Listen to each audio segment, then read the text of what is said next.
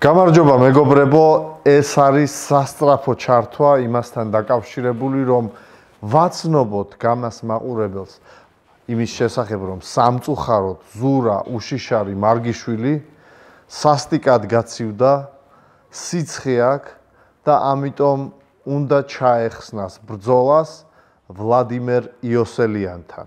ჩვენ შეგახსენებთ მეგობრებო, რომ ზურა მარგიშვილმა უკვე გადაიტანა თავის ბრძოლა ლადო იოსელიანთან, ანუ მისი ბრძოლა უნდა ჩატარებულიყო თებერვალში და გადმოვიტანეთ მარტში. თუმცა ახლა კიდევ ერთხელ იმის საშუალება, რომ კიდევ ერთი თვით წინ გადავიტანოთ ეს ბრძოლა აღარ არის, ამიტომ მე პირადად ვულოცავ ლადო იოსელიანს ფინალში გადასვლას, ხოლო ზურა მარგიშვილს კი ვუსურვებ ჯანმრთელობას. ამ ბრძოლის გარდა, მეგობრებო, ეს გასაგებია, რომ არ არის კაი ამბავი, თუმცა არ დავიწყვიტოთ გული, უმაგრესი 10 ბრძოლა გველის კიდევ წინ, ამიტომ გამა Inglorious Bastards აუცილებლად უნდა დაეწვიოთ.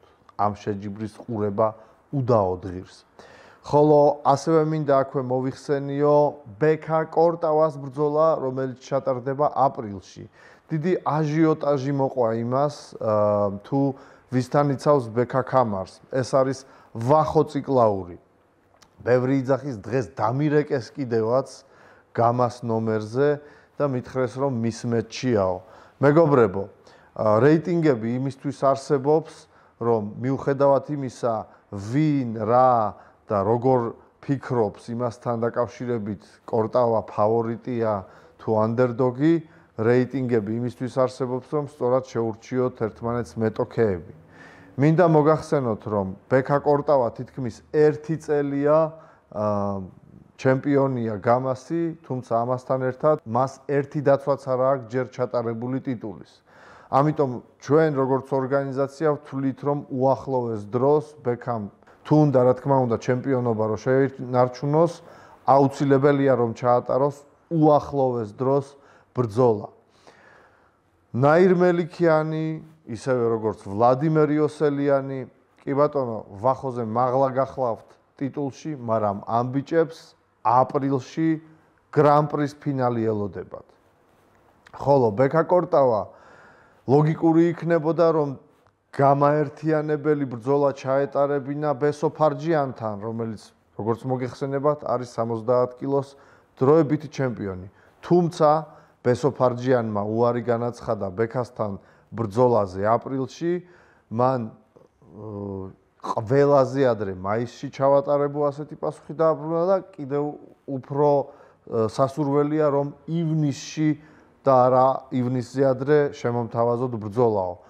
ამის გათვალისწინებით შემდეგი რეიტინგში არის ვახო და ვახოს შევთავაზეთ ბრძოლა, და ეს შესაძლებლობა ვახომ დიდი სიამოვნებით მიიღო.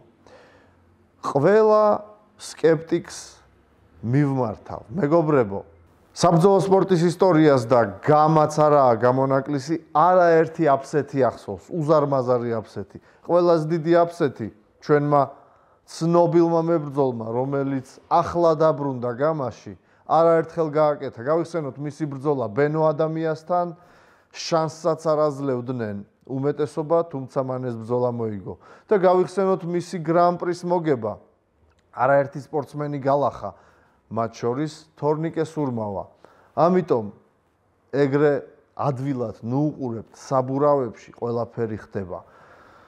მე კი მოგიწოდებთ, რომ არ გამოტოვოთ Inglorious Bastards-ების შეჯიბრი და რა თქმა უნდა დაველოდოთ და წინასწარ შეგიძლია ბილეთები იყიდოთ Peaky Blinders-ებზეც, სადაც ბექა კორტავა შეეცდება დაიცვას ტიტული და გველის ასევე 73 კილოგრამის გრან-პრის ფინალი.